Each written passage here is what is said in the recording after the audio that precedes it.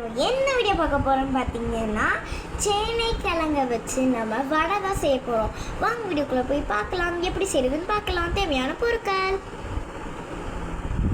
பொட்டுக்கடலை, வரமிளகா, பட்டை, கிராம்பு, சோம்பு, ஜீரகம், சேனைக்கிழங்கு கழுவிட்டு எல்லாம் அரைச்சிட்டு காட்டுறேன்.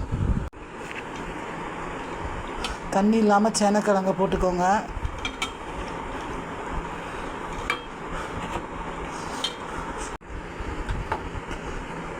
பொட்டுக்கடலை, வரமிளகா போட்டுக்கோங்க.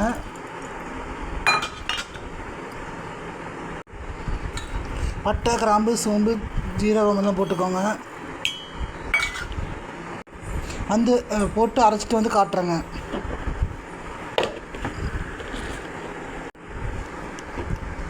கருவேப்பிலையும் போட்டுக்கோங்க. அரைச்சிட்டு வந்து காட்டுறேங்க. உப்பு போட்டு அரைக்கணுங்க. இப்போ நம்ம அரைச்சிட்டு வந்தாச்சு. அரைச்சாச்சுங்க.